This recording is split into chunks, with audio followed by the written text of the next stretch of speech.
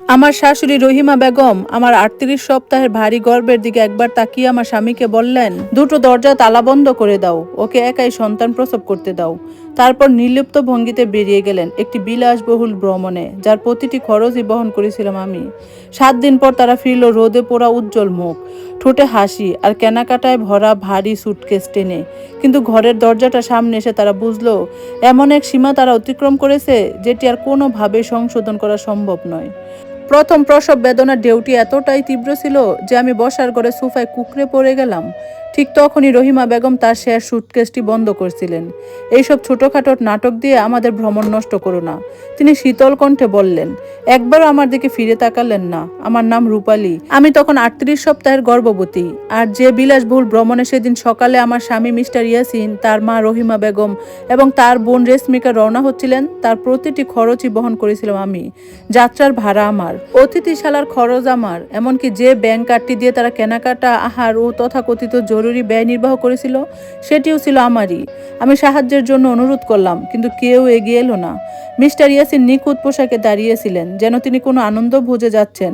প্রসব যন্ত্রণার কাতর স্ত্রীর পাশে দাঁড়িয়ে থাকার কোনো দায়িত্ব যেন তার নেই। রেশমিকা তার দামি ব্যাগটি এমনভাবে আঁকড়ে ধরেছিল যেন সেটি এই মুহূর্তে সবচেয়ে বড় গুরুত্বপূর্ণ বিষয়। আর রহিমা বেগম, তিনি শুধু সময় দেখছিলেন, বিরক্ত হচ্ছিলেন তাদের গাড়ি আসতে বিলম্ব হওয়ায়। তাদের কাছে আমার যন্ত্রণা বাস্তব ছিল না, এটি ছিল কেবলই বিরক্তিকর এক বিঘ্ন। হঠাৎ আমি অনুভব করলাম উষ্ণ কিছু আমার পায়ের নিচে ছড়িয়ে পড়ছে। আমি সোফার হাতল শক্ত করে চেপে ধরলাম, আঙ্গুলগুলো শক্ত হয়ে গেছে, আমার পানি ভেঙে গেছে। আমি কষ্টে বললাম, অ্যাম্বুলেন্স ডাকো এখনই। আমি কখনো ভুলবো না, তিনি আমার চোখের দিকে তাকালেন না। না কোনো উদ্বেগ, না কোনো ভয়, না কোনো দায়িত্ববোধ, শুধু এড়িয়ে যাওয়া, ভীরুতা। কিন্তু সবচেয়ে বেশি যেটি আমাকে আঘাত করছিল তা তাদের চলে যাওয়া নয়, বরং দরজা বন্ধ হওয়ার আগে শোনা শেষ কথাটা, দুটো দরজা তালা বন্ধ করে দাও। ইয়াসিন রহিমা বেগমকে বললেন, ওকে একাই সন্তান প্রসব করতে দাও, আর যেন আমাদের অনুসরণ করতে না পারে তা নিশ্চিত করো। আর তিনি তাই করলেন, তিনি সত্যিই তাই করলেন। তারা আমাকে তালাবদ্ধ করে রেখে চলে গেলেন একাকী। ব্যথায় কাতর হয়ে আমি পড়েছিলাম সেই ঘরের ঠান্ডা মেঝেতে, যে ঘরকে তারা নিজেদের বলে দাবি করত। আমার ফোনটি ঘরের অন্য প্রান্তে পড়েছিল। আমি ধীরে ধীরে হামাগুড়ি দিয়ে তার দিকে এগোলাম, এক হাত পেটে রেখে। অন্য হাত ঠান্ডা মেঝেতে পিচ্ছিলে যাচ্ছিল। পাশে রাখা আমার বিবাহের ছবিটি যেন নীরবে আমাকে উপহাস করছিল। আমি জরুরি সেবায় ফোন করলাম, তারপর ফোন করলাম আমার একমাত্র নির্ভরতার স্থান, আমার প্রিয় বান্ধবী সুমাইয়াকে। সহায়তা পৌঁছানোর সময় আমি প্রায় অচেতন। সেই রাতে আমার সন্তানের জন্ম হলো।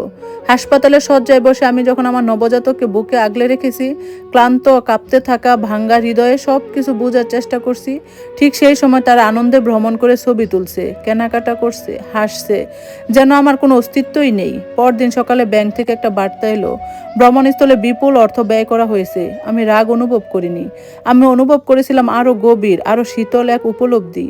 কারণ একটি সত্য তারা কখনোই উপলব্ধি করতে পারেনি, এই বাড়িটি মিস্টার ইয়াসিনের নয়, কখনো ছিলই না। আমি এই বাড়িটি কিনেছিলাম বহু বছর আগে, যখন আমি বিশ্বাস করতাম ভালোবাসার চেয়ে স্থিতিশীলতাই অধিক গুরুত্বপূর্ণ। আরেকটি গোপন সিন্ধুকে সযত্নে রক্ষিত ছিল আরেকটি দলিল, একটি ক্ষমতাপত্র, যা আমি নীরবে স্বাক্ষর করেছিলাম নিজেকে রক্ষা করার জন্য। যদি কখনো জীবন আমাকে স্মরণ করিয়ে দেয়, নিরাপত্তাহীন ভালোবাসা আসলে ভালোবাসা নয়, এটি কেবল ঝুঁকি, সুন্দর মুখোশ আচ্ছাদিত। এই দলিলের কথা কেউ জানতো না, না মিস্টার ইয়াসিন, না রহিমা বেগম, না রেশমিকা। ৭ দিন পরে তারা ফিরে এলো আনন্দ উজ্জ্বল, কেনাকাটাময় ভরা ব্যাগ হাতে নিয়ে। আমাকে ঠিক আগের অবস্থায় পাবে, নীরব, ভাঙ্গা, অপেক্ষমান। দুপুরের কিছু পরে গাড়ি এসে থামলো। প্রথমে রহিমা বেগম হাসলেন, কিন্তু সেই হাসি দীর্ঘস্থায়ী হলো না। মিস্টার ইয়াসিন এগিয়ে এসে চাবি তালার প্রবেশ করালেন, দরজা খুলল না। তিনি আবার চেষ্টা করলেন, তবুও না। রেশমিকা প্রথমে হাসলো, ভেবে এটি একটি সামান্য ভুল। রহিমা বেগম আত্মবিশ্বাসের সাথে চাবিটি নিয়ে জোর করে ঘুরালেন, কিছুই ঘটল না। তখনই তাদের দৃষ্টি পড়ল তালার উপরে একটা কালো সংখ্যাযুক্ত যন্ত্র, ঘরের ভেতরে নিস্তব্ধতা, আর দরজায় সাঁটা একটি লাল নোটিশ। মিস্টার ইয়াসিন এক পা পিছিয়ে গেলেন, না, এটা হতে পারে না। রহিমা বেগম ধীরে ধীরে সেই নোটিশের লেখা পড়লেন, আর বহুদিন পর প্রথমবারের মতো তার বলার মতো কোনো শব্দ অবশিষ্ট থাকলো না। দুপুরের আলোটা তখনও পুরোপুরি নেমে আসেনি, কিন্তু দরজার সামনে দাঁড়িয়ে থাকা ৩ জন মানুষের মুখে যেন অন্ধকার জমে উঠেছিল। তারা দিনের আলোকে ম্লান করে দিচ্ছিল। মিস্টার ইয়াসিন আবারও চাবি ঘুরালেন, দাতব শব্দটা যেন তাদের আত্মবিশ্বাসের ভেতরে আঘাত করলো।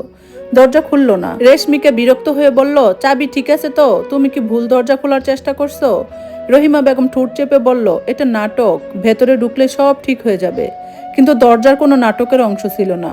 দরজা ছিল বাস্তবতার কঠিন সীমারেখা। তাদের পেছনে দাঁড়িয়ে থাকা নিরাপত্তা রক্ষী একবার দরজার তালার দিকে তাকালো, তারপর নোটিশের দিকে।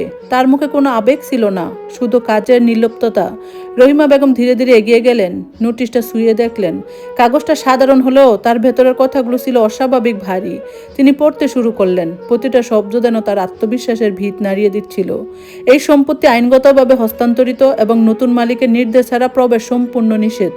তিনি থেমে গেলেন, চোখ ছোট হয়ে এলো, যেন তিনি বিশ্বাস করতে পারছেন না। মিস্টার ইয়াসিন পেছন থেকে বললেন, এটা কিভাবে সম্ভব?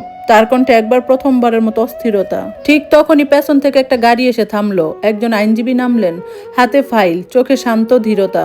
তিনি দরজার সামনে এসে দাঁড়ালেন, তাদের দিকে না তাকিয়ে বললেন, আপনারা কি মিস্টার ইয়াসিনের পরিবার? ইয়াসিন মাথা নাড়লেন। আইনজীবী ফাইল খুললেন।